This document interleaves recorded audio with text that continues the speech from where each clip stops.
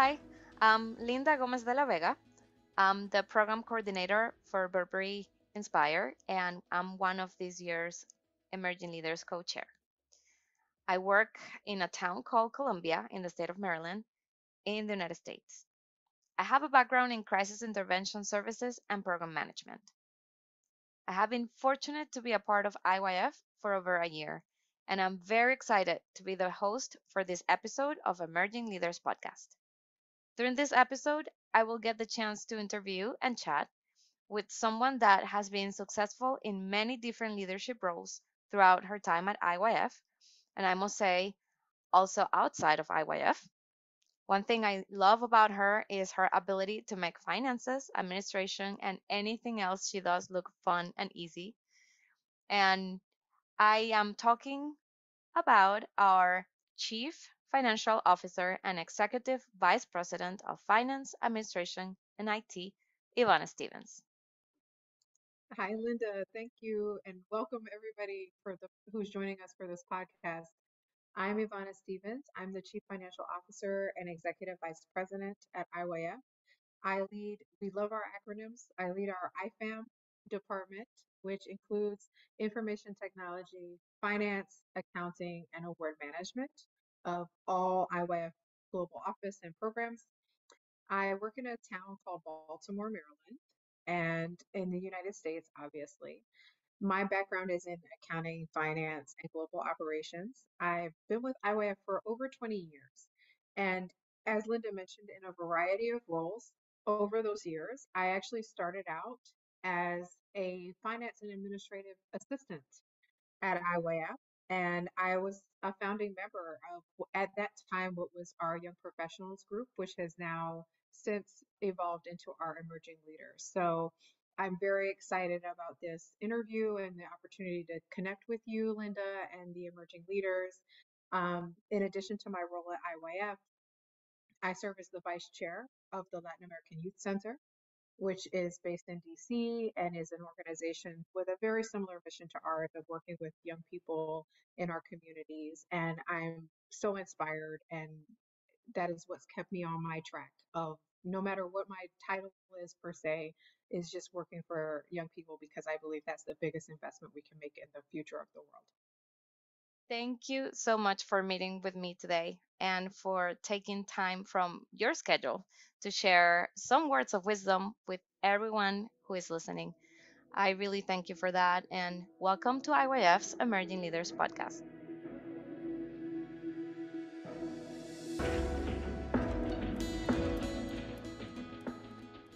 Now, before we begin our conversation, I would like to congratulate you. I learned this a bit ago, but you were recognized by the organization Women We Admire as one of the top 50 women leaders in finance of 2022. I know it's been a year since this happened, but the impact is still the same. So, learning about this is now yet another reason why I'm looking forward to hearing from you about today's topic, effective leadership. I would like to start by asking what it means for Ivana Stevens to be an effective leader, and what have been two major takeaways on how effective leadership contributes to the empowerment, development, and sustainability of successful teams and projects? Thanks, Linda. That's a great question. So for me, to me, an effective leader is someone who has a high level of emotional intelligence, empathy, energy, who can really care for people and have an awareness, a full awareness of their sphere of influence, um, and combine these ingredients with an authentic intention to support every member of their team and the organization at large to be successful, to see how they link to the strategic goals and the objectives of the organization and feel valued and feel heard and feel seen. I think that is an effective leader. And, sometimes I have heard about or explored the distinction between an effective leader versus a formal leader. A formal leader is somebody who is on an org chart. And on an org chart, I sit here and these people or these teams are under me. That's formal leadership. In my opinion, that doesn't get you very far. What gets you far is being an effective leader. And that is someone who cares about these ingredients that I just mentioned of empathy, of energy, of encouragement, of working together as one team for certain end goals that we agree to as a team. I don't need to be a manager or a title to do that. And so one of the things I wanted to convey, and I'm so excited about this podcast with emergent leaders, is that this is something that every one of us can do, irrespective of our title or where we sit on an organogram and a hierarchy. I'm not a hierarchical person myself, and I believe in letting people thrive and setting them up for success to thrive and running with the flow because the only constant is change. And as things change and evolve, especially in our world of work with young people, it really requires us to have emerging leaders, right? Not only high level leaders, but emerging leaders that can constantly keep that pulse with where the young people are, where the trends are going, and to support the organization and that trajectory. Um, Two takeaways I would share from myself thus far on how an effective leader can really contribute to empowering the development and sustainability of successful teams and projects. The first is constantly being open minded for opportunities to learn. And in our day to day work, yes, there are standard operating procedures. There are things that we do almost without thinking about, right? That we're just autopilot. But it's really looking for those opportunities in each of those interactions that we have with our colleagues. And how can I collaborate more deeply? How can I connect more deeply? But with each day or each opportunity being the end goal of transforming the lives of young people, because that's ultimately what brings us in our organization. That's what brings us all together. So I think in any organization that might be watching this podcast, maybe their mission is not the same as IYS. Maybe theirs is something else. And but it is, how do you connect those dots? How do you keep that collaboration going with that end goal? And bringing people along and recognizing that we each have unique skill sets. There are going to be strengths I have, and there are going to be weaknesses I have. And my weaknesses may be your strengths. And I shouldn't be threatened by that as a leader. I should actually be inspired by that. The second, I think, is as an effective leader, is doing our best to make time for people. And what I mean by that is at the end of the day, there's all this talk about AI. It's not regulated.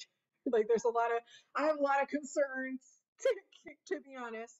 And the world that we live in right now requires human touch, requires human connection, requires human intelligence. And I think it's a matter of my checking in with my team. It doesn't matter if it's somebody who reports to me or they're one or two or three levels down. I check in with everybody regularly. There should never be this, oh, I have to go through this person and this person and this person to get to Yvonna and CFO or CEO. I have to go to this, and this to get to Susan Reichley, who is my boss, who's the CEO. We should be creating that as effective leaders on a daily basis. Um, Making sure each member of our team is seen, feels heard, feels like that they matter because they do. Because everything that we accomplish as an organization is because of people.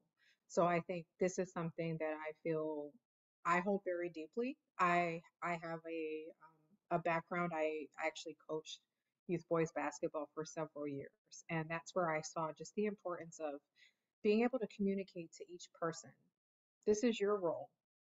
This is how you contribute to the success of the team. But that as a team, we win or lose. So no matter how you do or the other four members on the court do, and I think it's the same in the workplace. We all support them. We do everything we can to make sure that we win as a team. But whether we win or lose, we take that win or that loss as a team.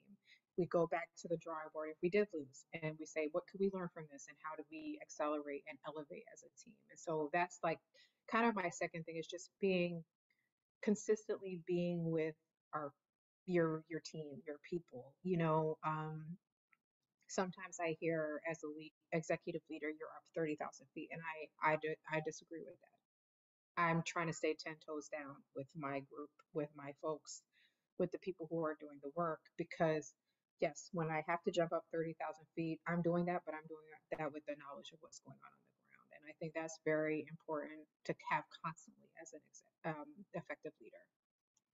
I really like the idea of becoming an effective leader and being authentic and being empathetic and being intentional about the purpose and the why. Why are we doing this? And so IYF has a mission. So focusing on that mission and, like you said, connecting the dots to making sure that that is not one person, but together with our skills, with our uniqueness, and in an authentic way, being able to succeed or learn from those experiences together. So I really appreciate that. And in terms of the takeaways, you're mentioning connection, finding the opportunities to learn, to connect, to develop and empower and encourage one another. So I really treasure and I will hold on to this. And I've witnessed it. So what I like about this conversation is that I'm not only hearing you, but I've also witnessed it. So I can attest to this. Um, Having people be heard, seen, treated with dignity and respect, and as a whole human being. And um and we talked about this. You mentioned this constant, the only constant thing in life is change, right? So this brings me to the second question. It's been over, I think, 3 years now since the pandemic. And looking back to those first days, weeks, months, and these past few years, as an executive leader at IYF, what was your experience in making these changes? And were there any leadership skills you felt were important to hold close to during this time to ensure the organization remained culturally cohesive? Sure, Linda, that's a great question. I think that, again, being somebody who I'm aware that I like change. I like disruption. I like a challenge. I like to do something new, but I recognizing maybe 98% of the people are not. They're like the opposite of, and just being mindful and aware of that. And then what I did is like in my team, as we've gone through changes, is identify where each person, based on their role or even their skill set or their experience, how can they help contribute towards the collective? We're moving in now, this we were going left and now we're going right, or whatever, analogy you would use. And I think that in that, it allows each person to be their authentic selves. It allows them to feel like they're making an impact and they're contributing because they are, and their perspectives matter. Down to identifying potential risks, that we may not be seeing of this new plan that we're or this revised or refreshed plan. Um, and I think for me is also as an effective leader is being clear. Look, here's what I know, here's what I don't. I got a lot of blind spots. I want you all to tell me what am I not seeing? Because there's this phrase of like people in executive leadership are up at 30,000 feet and they have rose tinted glasses. And I don't take that lightly. I remember feeling that way years ago when I was, and now that I'm in one of those roles, I'm like, I have to be mindful of this and I have to create a safe space where people can come and tell me. And I want them to feel comfortable to come and tell me, like, hey, Ivana, you're not seeing this. We're struggling. This whole group over here is struggling with this because at the end of the day, we need to be rowing in the same direction on the IYF boat, the yacht, whatever we want to call it, the nice cruise ship where we're running here. And in order for that to happen, each person needs to be able to see how they can contribute and they need to feel safe. They need to feel that their voice is heard. They need to feel that their concerns are heard. And so for me, like that's something I've really enjoyed in this journey and I continue to enjoy is just I want people to tell me what they maybe they think I don't want to hear it, but I need to hear it. And I think that's so important as an effective leader is to continue no matter how you move up in an organization, never forget where you started, never forget where you came from, and never forget that those people know the best what others are experiencing and what they're navigating. And we have to stay grounded in that. And we have to create safe spaces for people to say, hey, this is your blind spot. Let me help you be a more effective leader because I would be an ineffective leader without those dialogues. Thank you. So it's it- the with the change, right? With COVID, um, just thinking about my own experience, you're right. It was very stressful, overwhelming. I was in a leadership position when that happened, and I I think I learned a lot from it. Like you said, some people are definitely better with change, and I think it taught me a lot to be able to just brace myself. And something you said, I think helped me in the process, but I wasn't aware that it really helped me, and it was letting go of what you cannot control, right? Like just take ownership of what you need to take ownership of, and responsibility, and try to figure it out, but you don't need to know it all. um, so can you tell me a little bit more about your own experience? Like what was it for you, um, as you were going through this change? That's a great point, Linda. I will say that going through the past 3 years, it's only reaffirmed like change being the only constant that we can rely upon um, for me. And recognizing again in that change, it is remaining connected to the people, to their experience, because we only accomplish what we accomplish through people, and helping our colleagues, because some everybody's different based on their journeys. Like with myself, I'll be honest, like I've gone through so much change in my journey since a kid, that change is fine. I actually get bored if it doesn't change. So, but I'm very well aware that other people, they're like, oh my God, what is happening here? This is throwing me off of my rockers. Like, and so being really, really mindful of that as an executive leader, and having that shift in your lens of every change has an opportunity, but I have to be looking for it. Because if what I'm experiencing is this feels uncomfortable, I'm going to regress, right? I'm not going to see those opportunities. And so I think that's really important in a leadership role, is to really shift your lens of looking for opportunities in every change, because change is the only constant. And in those circumstances, being able to compartmentalize, what can I control? What can I not? What I cannot, let it be.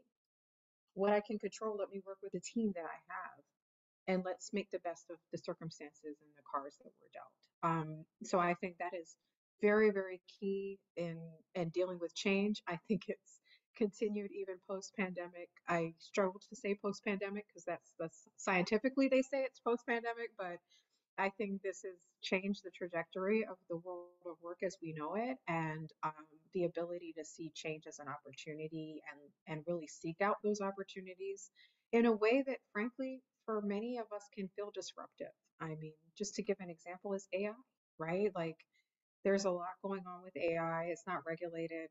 Me being a finance risk averse person, I'm naturally concerned. I'm naturally concerned of like, let's identify these risks or these threats, but I also see the opportunity of how can we be more effective as an organization? How can we have a greater impact by using AI? So I think having those dual lenses, and then working with the team, having a trust environment, and really encouraging people, like, don't feel restricted. Go out and say, like, let's do something bold. Let's try something different. I think it's really important to create that safe space. So you mentioned creating safe spaces. How I perceive it is that I can think that I'm creating a safe space as a leader, but how do I know that it's actually safe? I can speak about that, and I don't know that I have this perfected, but I create spaces in a team. Like, hey, we're dealing with this. I want to hear everybody's feedback. Um, sometimes I'll send out an email and it has a voting mechanism. So each person can vote.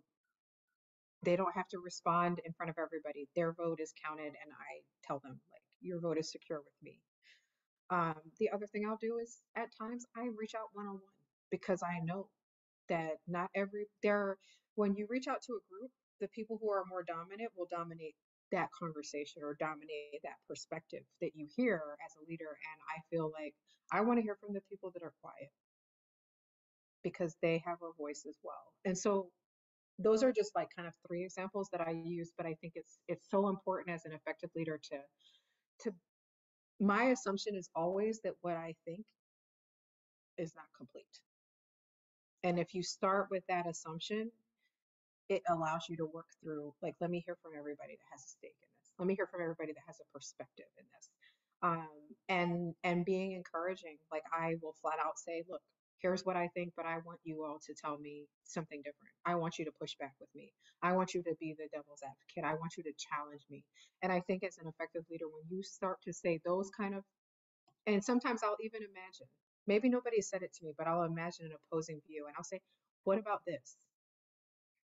Just to get people talking, because then I start to hear those differing views. And I feel like if everybody's agreeing, I'm not comfortable. There should be some disagreement, there should be some discernment, there should be some give or take conversations. And that's how we arrive at the most well informed decision to go forward, if that makes sense. But that's kind of like some things that I do. Yeah, no, this is great. And so what I'm hearing you say in a way is, don't stay with the status quo. Don't, challenge, ask questions, being assertive, and you're creating the space in different ways as well. So what I'm gathering is, um, and I'm going to refer to our life skills curriculum PTS for this one, right?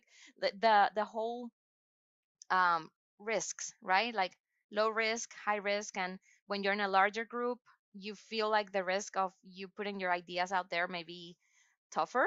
And even though this may be true for teenagers and children, I think it's also very, very, very true for us as adults, right?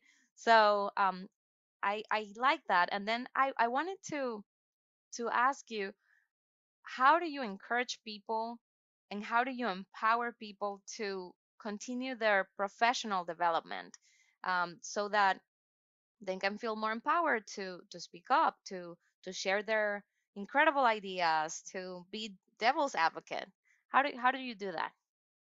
Yeah, I encourage people to, you know, get out there, network, meet with other peers and others, whether it's within the sector or whether it's within a function, like if you're in finance or you're in compliance or you're in program development or you're in business development, get out there and get to know peers, not only in the organization that you're working with, but externally, because those are our competitors for better or worse. And what better way to elevate than to know what's going out in the in the whole sector, in the whole industry.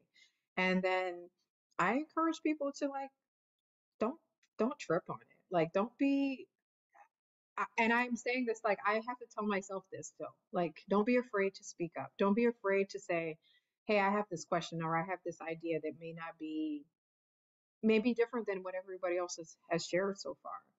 But having that mindset, collective mindset, that we're all in this together, we're all here for the same mission, the same cause. And so wouldn't we want to hear like the most outrageously great ideas that we've not tried? Um, so I think just, again, just encouraging that environment, creating spaces where people can just brain dump.